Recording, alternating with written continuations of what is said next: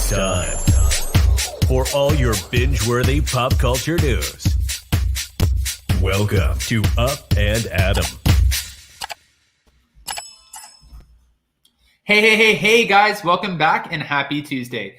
Guys, I want to thank you for another amazing round of hot, messy topics last night. You guys always show up and show out, so thank you from the bottom of my heart. I'm actually really excited to talk about 90 Day Fiance today because this past week's episode was one that it wasn't a snooze fest. Like every storyline kept me interested. It kind of made me wonder how the hell did we get here with a few of them? And of course, I don't want to talk about this on my own. So we have two special guests down with Jason, and also Kempire to join me. Guys, if you haven't already, go ahead, smash that like button. If you're not subscribed, get subscribed because it's a subscribers only live chat, and let's welcome them both.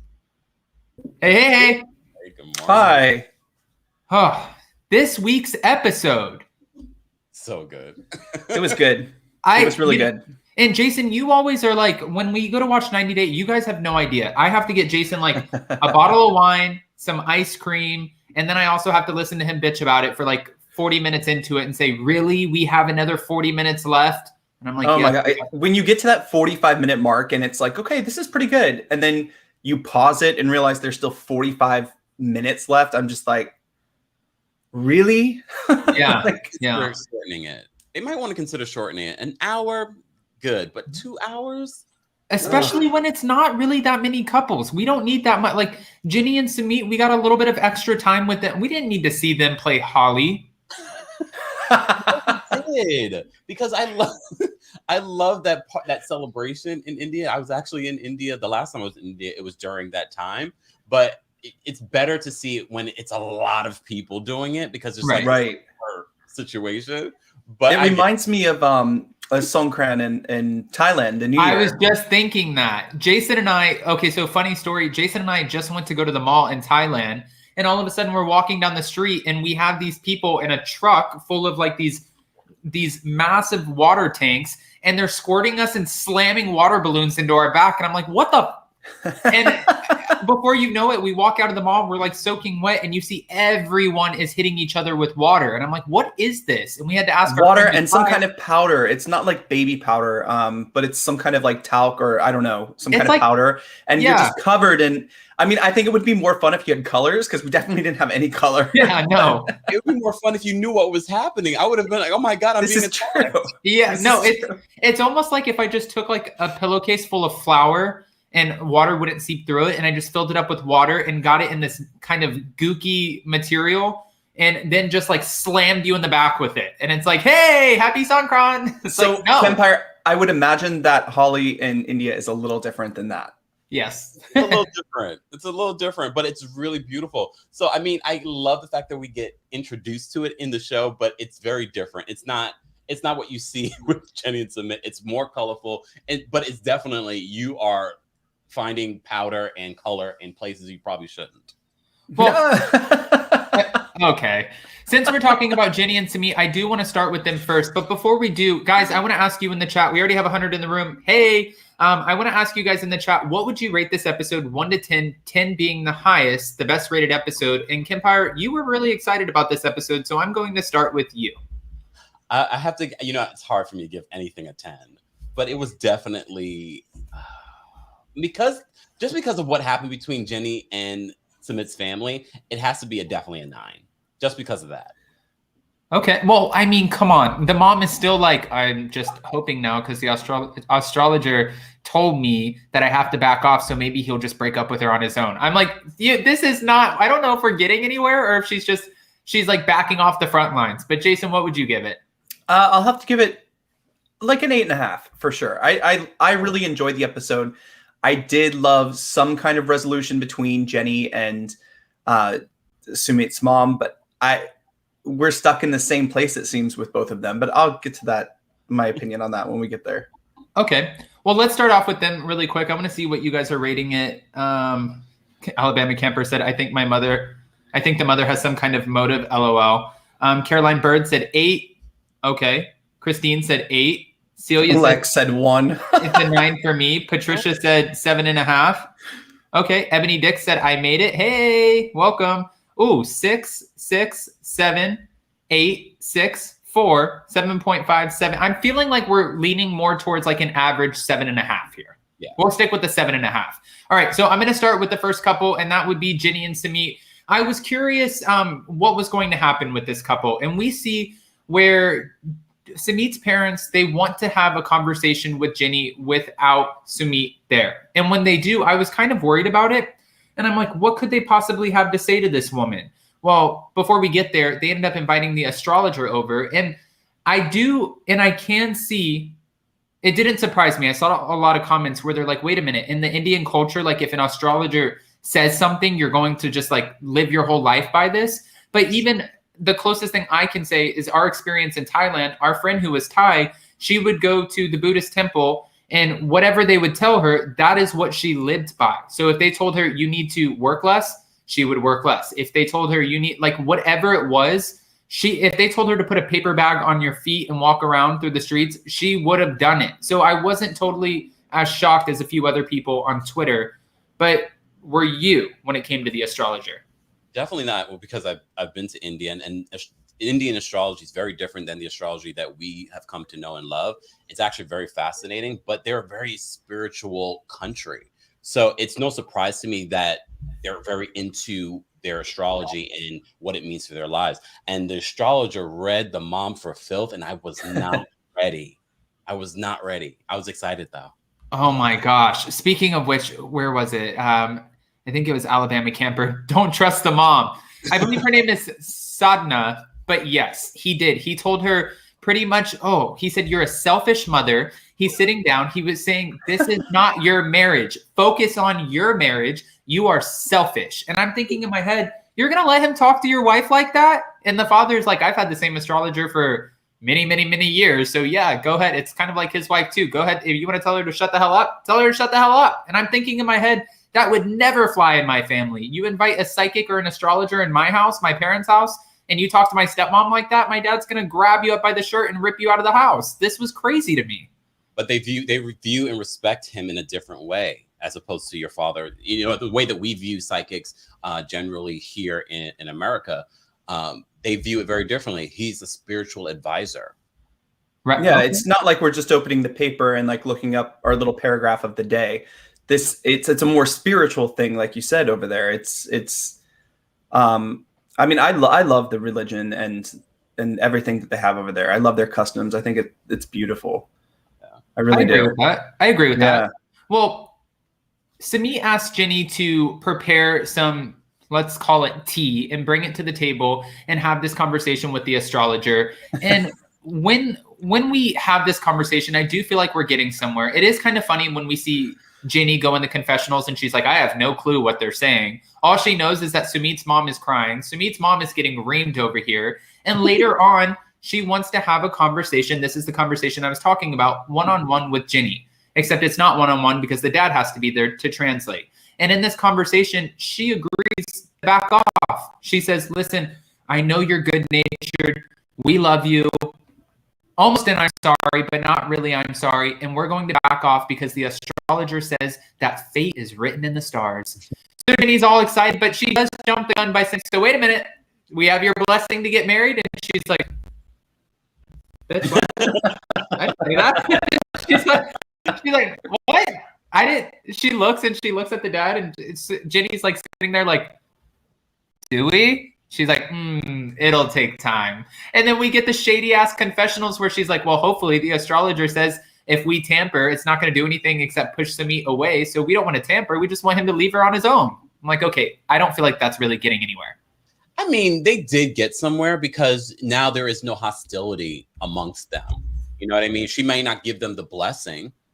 At the end of the day, based on what we see later, Sumit still has no more excuses, but he's making excuses. Let's go to the astrologer to figure out when we should get married. This guy is a complete joke. He reminds me of Steven because it's every time that they reach a new milestone or take another step, they have another excuse for why they can't do something or get married or move forward with the relationship. And again, like Jenny is in this situation, she's choosing to be there. I said this last time, I think we talked about it. At this point, I don't feel sorry for her because it has been almost a decade. They've been doing this back and forth kind of thing. And it's almost like enough is enough. Either we're doing this or we're not. Like, what's going to happen after the astrologer? What's the next excuse? It's the same thing with Steven and Alina. And Sumit is damn near 40. Well, and that's the thing too. Same person. I mean, how could you look at this woman and say, oh, okay, even though we can get married now, we're not going to get married. Like, I really did feel bad for her because she has been put through the ringer. And now, yes, I've read comments and I know how we all feel. And it's like, Ginny is making her own decisions. Nobody is holding Ginny's feet to the fire, right? So we get that part. But at the end of the day, she's so hopeful. And she's like, wait a minute. They didn't give us their blessing, but they didn't say they would stop us. Now, mind you, if you want to stay good in with the parents, I don't think running away and getting married is going to stay in good with. At that point, I feel like Sadhana is going to do a 180 and turn it back around and be like, okay, no, that's not what I said. But now Sumit's like, well, listen, I'm going to talk to the astrologer and see when we can find a date because of course we need to do that first. And he's always giving what feels like these bullshit steps into getting married. With the passport, when you could have easily just gone to get a new passport, or now he's afraid of divorce because the last time he was divorced, it turned into something awful. It was an awful experience for him. These are things you should have thought about for maybe the past, how many years have they been together? You know, like we had that conversation coming up where Jenny has the conversation with the lady at the temple, and she's like, Jenny, he's only going to believe you once you actually leave. Mm-hmm. So we still have that conversation. Jenny and Sumit are really interesting this season. Normally I get bored with them halfway through, but I'm still committed to this story. And I can't believe I got really excited when the family started getting along. I was like, oh my gosh, they're gonna get married. No. I got excited too, but then when he starts feeding us the bullshit of like, oh, okay, well, you know, I'm kind of scarred from being married before, which I don't find that to be bullshit. I'm sure it was scarring, especially because everything that he went through.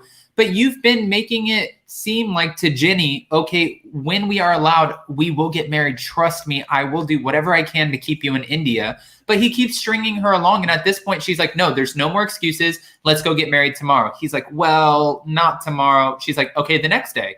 He's like, still too soon. She's like, at the end of the week? He's like, no. And I'm thinking in my head, all right, Jenny, I know we have that conversation coming up, but you really need to listen to that. You need to just take it in, digest it. Someone's telling you that he's not going to believe you until you walk away. We can think about that and use that in the plays for our own relationships, even here in the States. Like sometimes when you're in a relationship where you're not getting what you want out of it, by walking away, the person knows, okay, you're serious. You're not going to put up with this shit anymore. And I feel like that's the move Jenny needs to make. Yeah. Agreed. All right. I just had a random thought. I was like, is this tell-all going to all be virtually? Because I'm just thinking all of them are outside the country. At least some of them that we know of are back. But I'm just picturing Sean Robinson and the tell-all. I'm like, wait a second. A lot of these people are outside of the country. What is this tell-all going to look like? Well, that's actually, guys, that's a good question. What was the last tell-all? I'm sure somebody in the chat will know. I remember watching. Well, no, that wasn't The Other Way. I don't know. What was the last tell-all for The Other Way? Was it virtual? I am curious, and I don't know. This also played during the pandemic, but now at this point, I'm sure they could have people fly back in for it, but I don't know if TLC would pay for that. So anyways, guys, go ahead and comment in the chat below. And also don't forget, smash that like button because we already have 160 people in the room. I'm so pre-mindset right now for pre-records. It's not even funny, but let's jump into Sean Robinson. That's my random thought. Her job never stops, it seems. Yeah, but it's reunion after reunion. It's how much is Sean Robinson getting paid? Probably a lot more than they are to be on the show. Well, then give me her workload. I'll do it. I'll do it. Oh, you never know. I mean, hello. Honestly, TLC is bringing on YouTubers anyways because we always see Max Celeb Talk Guy, who we love. We've had him on the channel numerous times. He's been on TLC and he's done these like panel talks where he talks about 90 Day because they love his channel. So you never know. Sean, we're going to take your job. Oh, Sean, Max is coming for you. I would not ask for that job. Hard pass. I couldn't imagine sitting across from Big Ed being like, you know, like, I love her, but I love me more. I'd be like, dude, you got to go over that. She contains so much. Like, she has so much patience because I'd be like, you're crazy. You're an idiot. You need to get a life. I'd just be going across the room. I can't imagine sitting on a stage, on a platform with these people. But she has the facials that she gives us. Like, she gives it, like, so I always want to call her Big Ange, but Angela Deem, she'll be like, oh, that Michael. And she looks over and she looks at the camera and she's like, and we're like, oh, okay, Sean knows it's going down right now. But she always gives us the facials, and that's what we read off of her. Anyways, let's jump into our next couple because I was happy to see what was going on with them. And there was a touching moment, but I also have a lot of questions about where this couple is going to end up at the end of the day. So Kenny and Armando. Obviously, we know that Kenny and Armando, it's their wedding weekend, and Armando was afraid, not knowing whether or not his dad was going to show up to his wedding. This is interesting to me because if Jason and I got married, I wouldn't want my family at a wedding only because, and I know this sounds crazy, I hate people watching me. Like my brother's such a weirdo. When he gets Christmas presents, he has to take them into his room and open them because he can't be watched opening his Christmas presents. And for me, I wouldn't want people watching me do vows. I would be like, I would look over and be so awkward. So I think it's pretty special that he wants his dad still involved, even though, like Kenny said, at the end of the day, Kenny feels that the family will always wish that Kenny was either a woman or younger. And that has to be sort of shitty to live with. But Kenny, his daughter arrives, his grandson arrives, Cooper. That kid is so cute and loves his grandfather, keeps on telling him he looks different. He's like, why do I look different? And then I read a Twitter comment that said, well, it couldn't be the 30 pounds. And I was like, you guys are shady as hell. You guys are so shady. That is like what people are assholes. But okay. If you want your feelings hurt, do not go on Twitter. Yeah, well, don't go on reality. Twitter is the worst place to be, by the way. I'm only on there because I'm like talking to some people, but like people who watch, our channels or whatever. But I hate being on there. It's so gross. Yeah. Alabama Kempire said his dad is there to stop it. I think I don't get that. I don't think so. I don't think that his dad's there to stop it. I think that. Can you imagine? That would be terrible. But I think what happened was Kenny suggested to Armando, instead of calling him, why don't you write him a text where he can continue to reread it and digest it? Because I feel like if you call him, he's going to be a little tuned out and try to get through the conversation because it would be an anxious conversation. It's like when I asked for my first car, I had to sit on the phone for an hour and a half and then work my way in there. And at the end, I was like, by the way, can I get a car? So it reminds me of that. But for this conversation, I don't know why I used that analogy, guys, but it's okay. For this conversation, I do agree with Kenny that you should have used, the form of texting in order to get your message across so he could digest it. And I don't necessarily feel the love coming from Kenny's daughter when it comes to Armando. And I don't know if you guys got this or picked up on this, but the daughter, even when Armando said, okay, I'm going to go outside and call my mom, and Kenny kept on pushing Armando to do it. And then Kenny asked the daughter, do you think he's going to make the call? And she's like, honestly, I don't. And she's like, that's really unfortunate. I'm thinking in my head, how well do you even know Armando? And this has been his storyline. And also cameras are following him outside, which means for damn sure you don't know what the hell you're talking about. He's going to make the call. But I feel like the daughter is a little bit jealous. I feel like it takes me back to that childhood Adam where you would have a step parent and you'd be like, go away from my mom. That is my mom. I'm spending time with her and you're taking that time away from me. And I feel like that's how the daughter feels about Armando because Kenny was so heavily involved with raising Cooper, was so involved with the family. She lived with Kenny. And now, boom, all of a sudden he uproots his whole life, hasn't been back in a year and a half, and he's living in a totally different country. I'm sure there's some reservations there. And resentment. I mean, absolutely resentment. Jason, did you pick up on that at all or no? No, not so much. When you said that, though, now that I'm thinking back on it, yes, I get that. But I don't know. When we see next week when Kenny is explaining to his family that they've visited orphanages, and you can just see the looks on all of their faces. So I think there's all kinds of things happening. I think they want their father back. I think him seeing his grandkid, I don't know. There's all kinds of stuff happening there. It's going to be triggering. No, you could tell. And I could see when Armando was talking about, Kenny and his grandkid coming in. Sorry, Armando. Like that phone. I've actually met Armando via YouTube, and he's a nice guy. He's super great. I'm sorry to use this photo, Armando, but Armando has valid concerns when he's like, wait a minute, this man was such a family man for so long. he has all of these kids, he has grandkids, and I wonder if by seeing them, knowing he's already homesick, if that's going to trigger those emotions and amplify them, making him want to leave Mexico. And I think that's a valid concern because, well, anyone would think like that. And Jason asked me a question yesterday, Kempire, and I couldn't remember the answer, but I don't know if maybe you did or somebody in the chat. Kenny has 3 kids, right? Yeah, like triplets or something like that, right? Or 2 daughters and a son, right? Were they from? Did a friend carry them for him and give him her? Yeah, I forgot how that happened. I forgot. He told us in last season. I can't remember. Yeah, the specifics.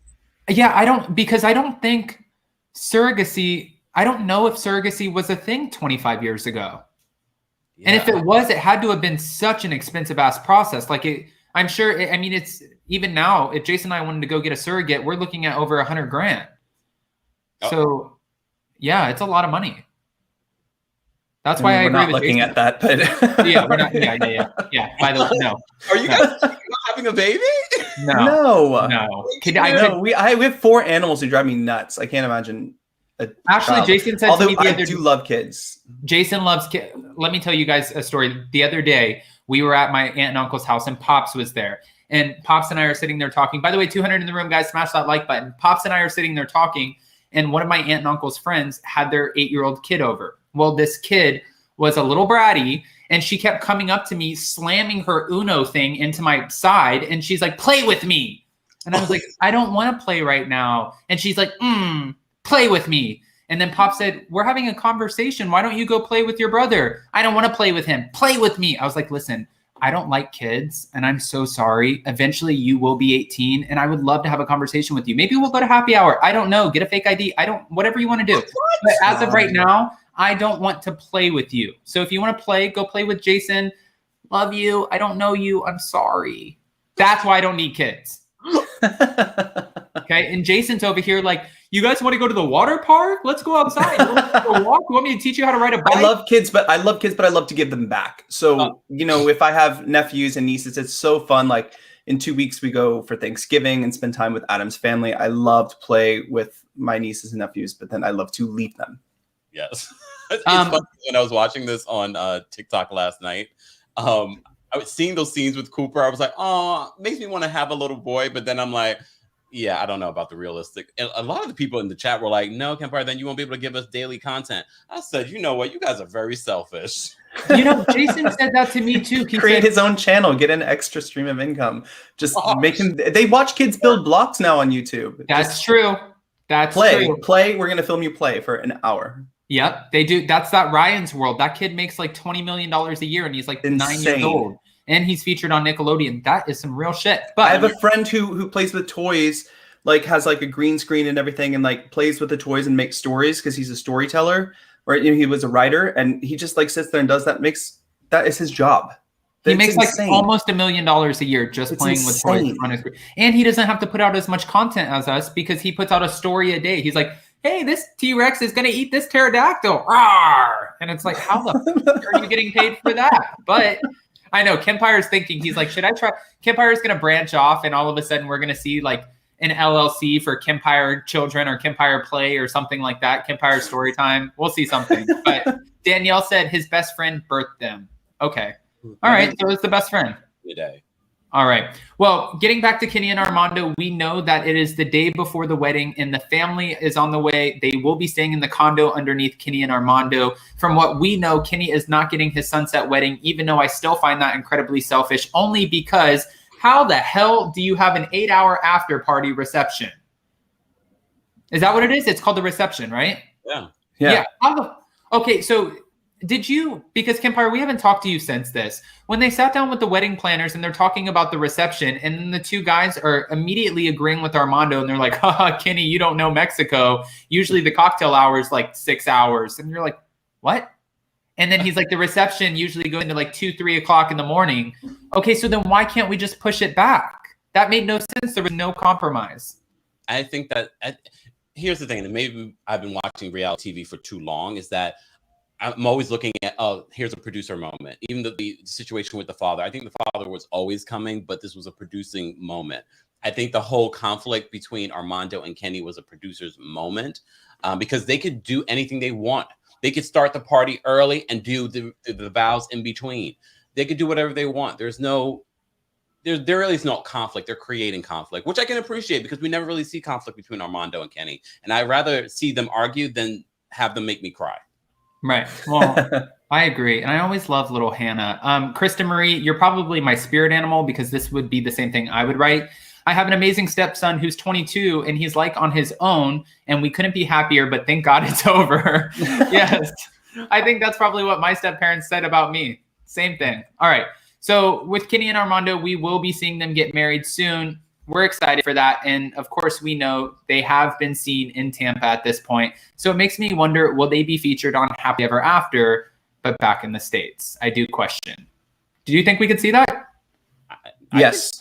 I mean, I want to see that a little bit, but Happily Ever After has been a little lackluster, so I'm not sure Happily Ever After with them because they have a tendency to be a little bit boring. This season's been good because we have some stuff to play with, but unless there's conflict with the kids and Armando. Right.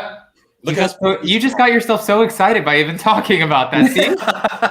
But also seeing, we've seen Kenny try to navigate being in Mexico, and I don't think it would be as different of a transition because Armando and Hannah, her English is picking up and Armando speaks fluent English. So I think them coming into the States, it would be interesting to see, that change. I would like to see it. And I think it would be. I also think they might have more of a social life for some reason. I know that, we're in pandemic, while this is filmed and still in one, but I think they would just have more of a social life, especially with, Kenny's kids and just maybe a community around them. I don't know, especially like a gay community, and I don't know if that exists where they are. I want to see Hannah turn and just become like a rebel. She moves to Florida. Live here. All of a sudden, she's like this, and we see her like that. Who was that one girl who was on Dr. Phil who said, "Catch me outside"? How about that? All of a sudden, we see Hannah, and she's like, "What?" We're like, okay, Florida did something to you, and Florida is a crazy ass state. So, Kelly Zimmer said Armando told me he found out for sure when he called them in the car on the way. I don't know if. Okay, we'll take that. Walker 291952 said I would love to see them both in St. Petersburg with Hannah. All right, we're gonna keep it moving, guys. Again, if you haven't already, 250 in the room, smash that like button, and let's move on to Kempire's favorite couple. Jason's grown to love them. It took me a little bit of time, but I think I'm getting there. Steven. Oh, no. I did not grow to love them. Okay. Jason, okay, don't ruin it for us. I love how he looks down.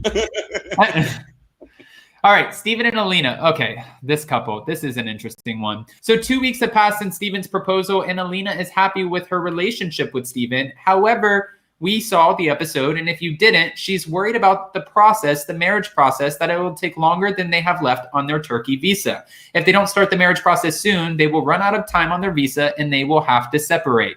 And really, it seems like at the end of the day, the main goal is getting back to Russia. Steven says that he's ready to marry Alina now, even though he wished he had more time after the proposal to get to know one another. Steven tells her that he's worried that she won't want to be baptized in the LDS faith after they get married and get back to Russia. He thinks that she's only saying that she will to get married, and Alina feels like Steven doesn't trust her and is doubting her commitment to the church, which is kind of like gaslighting. Because it is, and here's another stipulation that you have to conquer. This girl has done nothing to ask for this. Like he has done everything wrong. This is similar to Sumit. It's like, okay, we've passed this next hurdle, and now I'm going to give you another obstacle to go through. It's like, come on, dude. Like, shit or get off the pot. Krista Marie said, seriously, he looks like a turkey. What the? How do you get that? You think he looks like a turkey? He does. Oh my gosh, he does. Oh, he does look like a little turkey. That's so shitty, Krista, but okay. He's no longer my favorite. He's no longer Steven with the he's no longer my favorite. His behavior in the last few episodes have been atrocious. Alina's very young. We have to remember she's 20, he's 25. This is a very young couple. I honestly don't see them making it. You have a month. You remember the list that lawyer told him that they had to go through to get married? You can't do that in a month. No. He knows what he's doing. No, I think so too. I think he's stretching it out on purpose. And, you have a great point. She's 20, he's 25. Jason and I had a conversation. I'm always putting our shit out there. Sorry, Jason. But we had a conversation the other day. At this point, Jason's like, I met you when you were 20 and you're so different now. I'm like, no shit, I'm 28. Like, we grow, we change. I'm a different person. I'm more confident. I don't do, like, I'm not running out in the street. I think I told you this. I think you've changed. You're a different person. You're grown. You're confident. I think okay. I thought you were saying that to me, because that's not what happened. No, you told me I changed and you gave me some sort of side eye and shit. And I was like, yeah, I've changed. I'm 28. And then I said, you've grown. You're confident. Yes. Okay. You backed it up. Yes. Yes. I don't think that's where you were going when you said it. But my whole point is Alina has a lot of changing that she's going to do too as she becomes her own woman. She's only 20. She's used to living with her family. Her friends are cats. I mean, come on. Her friends are cats.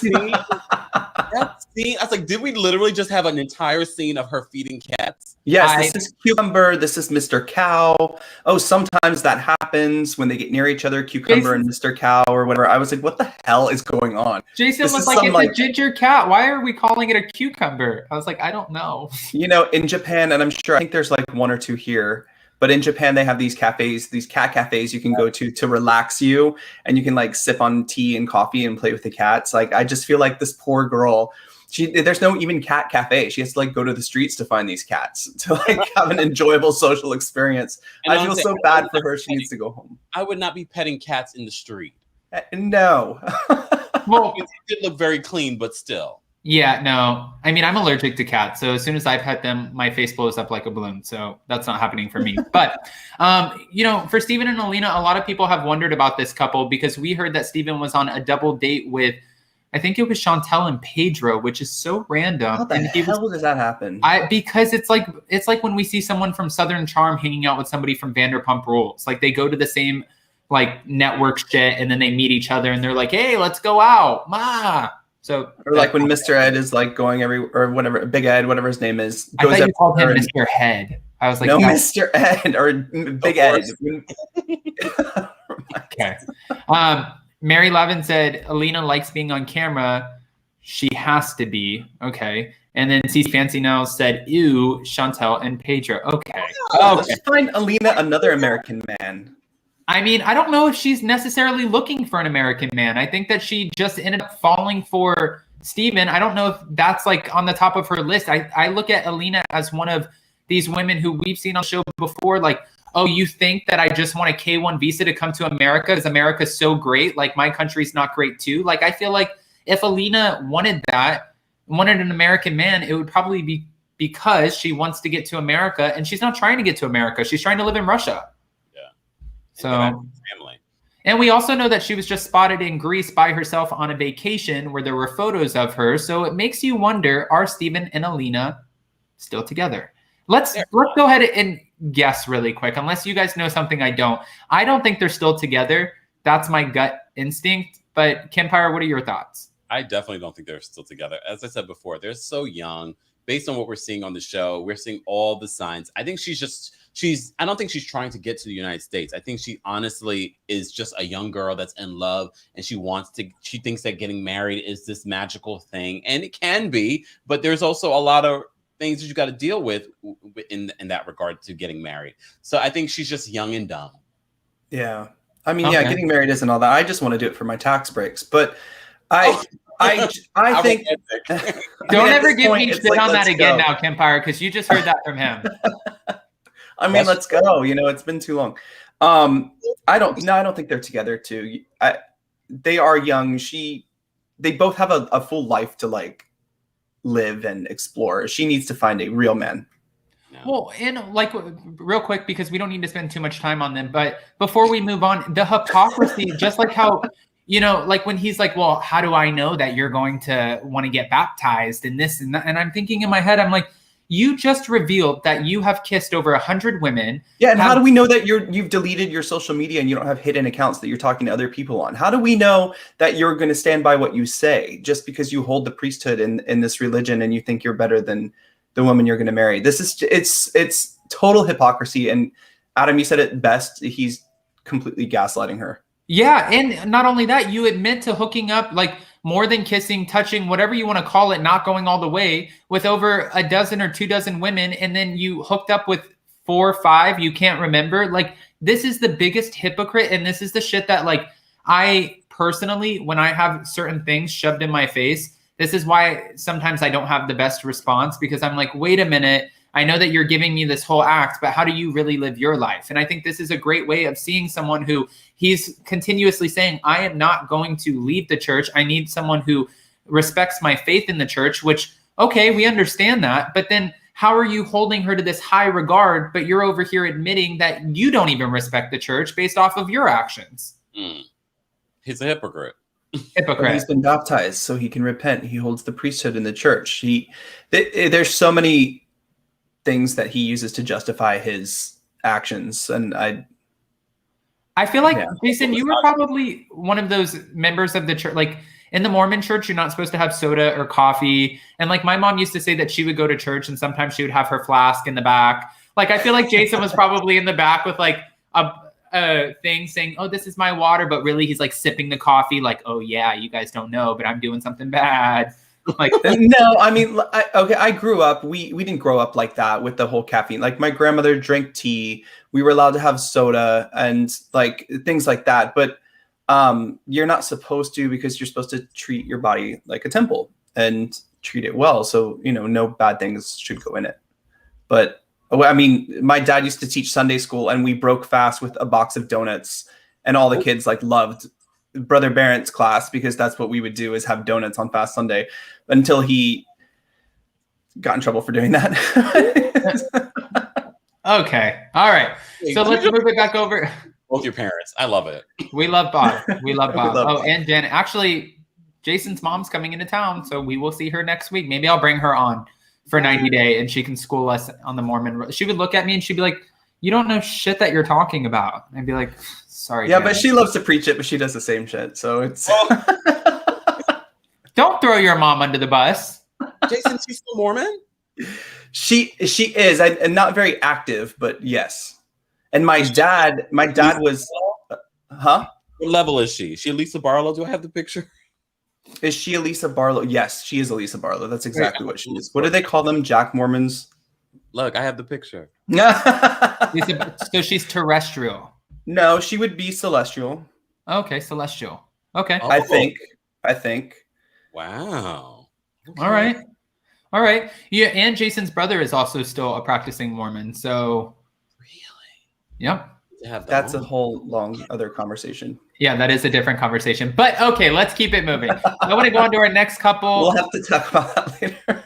This is a couple who, again, I didn't think this relationship was going to work out, but we've seen photos surface, which kind of ruins it for us. So we know the relationship is going to work out, but this was a very uncomfortable, awkward encounter. Well, Ariela and Biniyam. Okay. Why are you laughing at that? You're laughing at a poor girl crying? No, look at Vinny. Vinny looks crazy. Ariela decides is crazy. I mean, somebody's crazy in this group, and I don't think it's the mom. But Ariela decides to take baby Avi and pack up her stuff, take her mom, and go to Kenya. Now, Jason was asking me, because I think he missed a part. He's like, why are they going to Kenya? And I was explaining it's because Biniyam, friends of Biniyam, have shared, and his sister Wish, they've shared with Ariela that he's had women in and out of the house. He's had friends in and out of the house. He's been going out clubbing every single night. He's been getting shit-faced from what we know, which, okay, he's saying, listen, my baby's not here. I'm sad. I need to take my mind off of what's going on in your guys' absence. So I need to go out and dance with women and get drunk every night.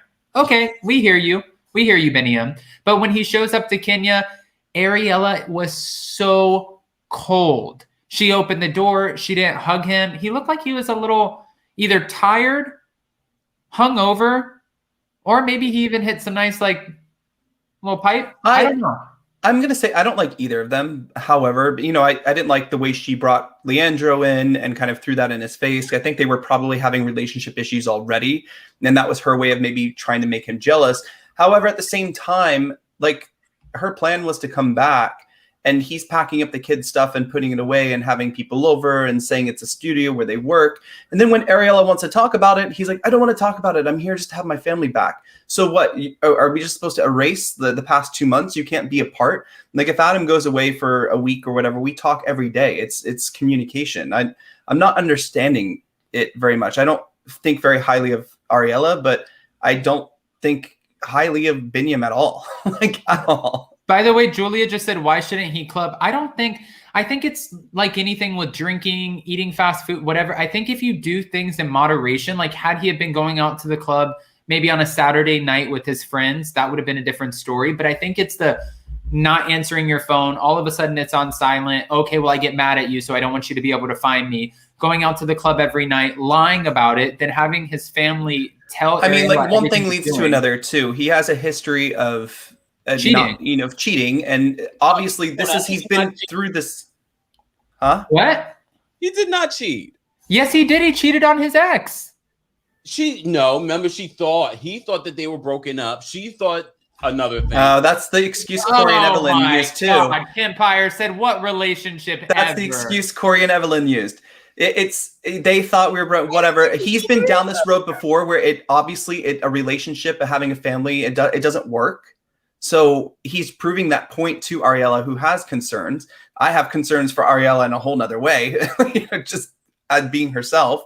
But I know a girl like again. Why did she need a translator at that conversation? He understood English very well. That poor translator. I mean, that was so awkward. There are 3 things that were said here, though, that I want to bring up. Sabrina said, I don't trust Wish telling Ari anything. Wish just wants to be right that Ari will come back to the States like the first wife. Caroline Bird said she went to America so she could get some work done. I don't know if you guys noticed this, because when we met Ariela, she had a more full face because she was pregnant. But now watching her and seeing she also, besides the weight, she looked very different. She looked so different. Like even here, I don't know if it was a nose job or what it was, but she looks like there's something. Do you have the other photo? This one? No, the one where she has the new everything. Like the post Angela pictures of her. Yeah. No, I don't have it. But even in her confessionals, her nose is thinner. She looks like she's lost a shit ton of weight, but it doesn't look like it's all just weight. Like even if I lose 20 pounds, I'm still going to look like Adam. I'm not going to look like Adam with a face that looked like it just went under the knife. Like it looks like... And again, who gives a shit, right? If she wants to get plastic surgery, get plastic surgery. You're on TV. You can do whatever you want. But she does look different. Yeah, the drastic change. And maybe that's part of the reason why she extended her trip a month. I mean, okay. So we know that the mom shows up. And the mom, I think, is good for Ariela because she's like, listen, you'll be okay with or without Biniyam. I think she's good positive reinforcement. And also letting Ariela know, okay, if this doesn't work, you'll come up with an arrangement, but why don't you try to work? Hear him out. Because a lot of moms, and we've seen this on 90 Day before, would be like, he's an asshole, cheater, don't go back there. I want you to stay in the States with me, because they would be more selfish and want their kid to be around them. But her mom's not doing that, and I have a lot of respect for that. I also think I need her mom to mind her business a little bit. I think her mom is a little too involved in the relationship. Whole family needs to mind their business a little bit. Yeah. But I think that's because, and I feel like we all learn this along the way, that's because she overshares with her family, not just by being on a reality TV show, but by telling them everything that's going on. And the thing is when you tell your family what's going on in your relationship, you guys might be fighting, but then the next day you might make up. But guess what? Your family's still pissed because they didn't make up. They just know you were fighting. So now they want that resolved too. And then it causes a rift within the family. It's like that Candace situation on Potomac. I mean, it just reminded me of the family situation that she was crying about during the reunion. Right. I agree with that. I agree. Okay, so obviously we know that this couple, they end up staying together, so there's nothing that's shocking here. The translator was awkward. She's uncomfortable looking. She looks cold. She looks like she doesn't even want to be next to Biniyam. And I do feel bad for the situation, but Biniyam was happy to see Avi. Let's keep it moving. The last couple that we're going to talk about, because we didn't get this couple this week, which made me sad. This is 2 We haven't seen them for a minute. I'm wondering why. We saw them last week. Did we get them last week? Yeah, briefly. For Oh, that was when they were arguing about the laundry. Sorry, y'all. Oh, that's okay. Dun, dun, dun. Okay. I want to talk about really quick, since we didn't get them this week. Okay, Ellie and Victor, unfortunately. That's okay. We get it. I want to talk about this couple, Corey and Evelin. I don't know what he put in her drink, but okay. It's been 2 months since Evelin agreed to let Corey move back into their home. He's been sleeping in the spare room, working daily to win her love back. Corey decides that it's the right time for him to formally ask Evelin to marry him again. He hires a friend with a boat to hold up a sign reading, "Evelin, will you marry me again?" Which was kind of almost a bust because she couldn't even read the damn sign. And it looked like the waves were about to just tumble that boat over. So I felt really bad. I'm thinking, I hope they're getting paid for this. And Jason was laughing his ass off because when you saw where he's like, look over there out into the ocean. Look over there. She's like, at what? And then you see like these guys in the back with a boat that's on land, like loading it up. Jason's like, please tell me that it's not them because this would be so poorly done. And I was like, oh, maybe it is. I don't know, because all the boats had the same logos on them. But I was shocked to see that Corey and Evelin somehow made a 180. I'm thinking in my head, a complete 180. We didn't even see the 180 happen. It's like, oh, yeah, we're here. It's like, what? This couple, she hates him. And she's gonna murder him. Oh, no. I would. Oh my God, murder! She's gonna push him off a cliff. Yes, in Ecuador, it's gonna happen. Jason just takes it to the next level. She's gonna murder him. It's in her eyes. It's like whenever I see her with him, her eyes are like they turn red. Well, and it was sort of like, oh, this is the most romantic thing that you've ever done. This? You bought a sign and put it on a boat. All right. Anything in Spanish. I honestly, Alabama Kempire, I agree. Yes. What did he do besides give her weeds while proposing? Even if you're gonna re-propose, buy a new ring, do something. Like if you fucked up. So if you're gonna did he really though? I mean, yes, because she gave him the opportunity to be honest that he was hooking up with another woman and you lied about it. So even though you lied about it and she's not considering it cheating because she did the same thing at one point. Yeah, but she did say to him, if you were with another woman, I broke up with you. That's okay. Just don't lie to me about it. And I think for him, he thought, okay, it's going to be easier to just lie about it because I don't think you'll ever find out. But eventually it had to come out. You're filming a show. They want to know the ins and outs. And then you have to expose this. And she was pissed. I don't think she was pissed because he's hooking up with this other woman. That might have something to do with it. But I think the main part was, I can't trust you. You lied to my face over and over. And then I'm sure the car accident when he was with another woman, when he was told, listen, Evelin was in a bad car accident, and he decided to stay, drink wine, play some card games. I don't know what the hell they were doing. Play some other games, maybe. I don't know.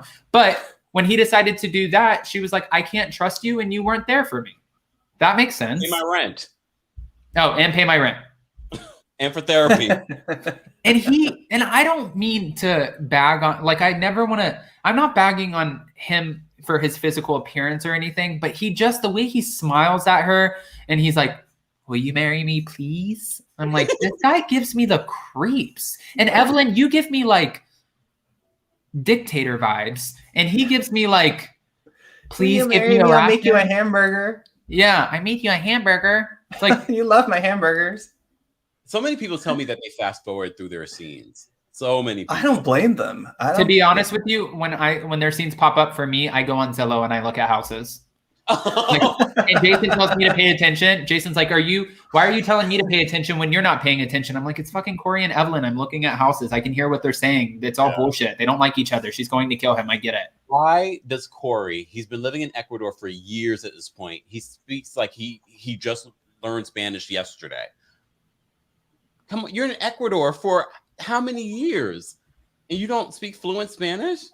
I mean, well, Jenny doesn't speak Indian.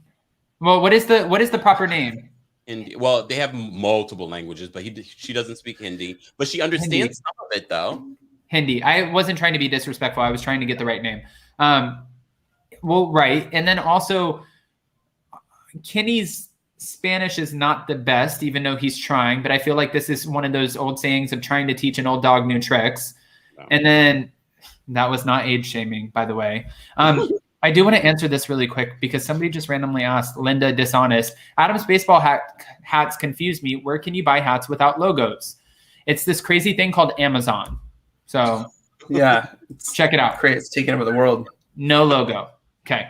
All right. Well, with that, guys, obviously, again, we didn't get Ellie and Victor, but we did have a lot to go off of this episode, and I'm hoping that next week is just as good. Do we know how many episodes we have left? This was episode 11. Okay, and they run on these ones, right? Yeah. Yeah, I think they do like the same as Housewives. I feel like they do like 17 with the reunion. Yeah, it's gonna be. Remember when they used to do like 20 something? Yeah, well, they used to do 20 something. The ratings were great. Now they're like, cut that shit, and we don't want to risk filming for an extra month just in case the ratings are shit. Unless it's Below Deck, which they should actually encourage pushing that and making it longer, because that's one of the only franchises on Bravo anymore who's holding the ratings, which I think it's though too, because you never get sick of the storylines because there's always new shit. By the way, Kempire, I heard you say something about one of my my favorite people the other day, and I have to say, as much as I love you, I have an alliance with Chef Rachel. I can't agree with you. I love Chef Rachel. I love her. Yeah, she was a part of my 1-year YouTube anniversary. She keeps inviting Jason and I to come hang out with her. I love her, and I would love to. I want to go to happy hour with her and watch. I think she makes great TV, and I like to see. I like to see talent. If you're playing hard like she is, if you're like last season when she was getting whatever, but if she can turn it around and like prove that she's actually a great chef, yeah, I like her for now. She scares me. I think that's what it is. The fact she scares me too. She scares me too. She scares me. I mean, she's like the friend that you would take out. Chef Rachel, if you're watching, I'm sorry. But she's like the friend that you would take out and like you have a good time with her. And then maybe you're like, let's go to one more place. Let's just grab like a nightcap drink. And then or maybe it's time to go home. And then she like, you grab that last drink and she looks at you and she's like, what the is your problem? You're like, wait a minute. What just switched? I don't know what just switched. Like, I feel like that would be going out with Chef Rachel, but I'm here for it. We're doing it. That is going to be a night to remember. We'll talk about that tonight. Okay. Yes. I can't wait. Don't forget, Jason has his Anchor Watch tonight with Kempire, so they're both going to be taking naps separately in 2 different states, just to be fair.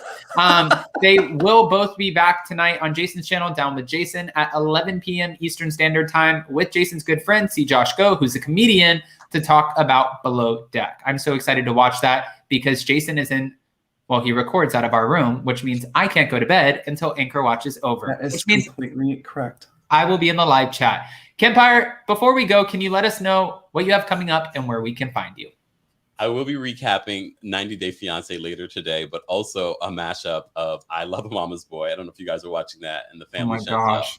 So I'll be talking about all 3 tonight for my TLC takeover, and a lot of more other stuff coming up. Just subscribe to my channel.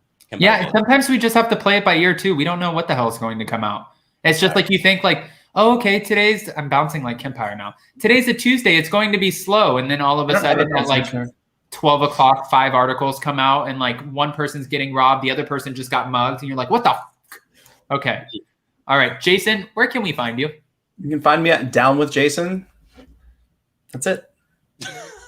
That's it? You don't have anything else? Okay. Nope. That's it. All right, guys. Well, with that is our recap for 90 Day Fiance. If you haven't already, go ahead and subscribe to Down with Jason and Kempire. Come back tonight for Anchor Watch at 11 p.m. And Kempire is doing a TLC takeover at 4 p.m. Eastern Standard Time. So make sure to check them both out. And don't forget to smash that like button. If you're not subscribed over here, get subscribed because we are coming back tonight for Hot Messy Topics at 6 p.m. I hope to see you guys all soon. I hope you have a great Tuesday. Love you guys. Bye. Bye. Bye.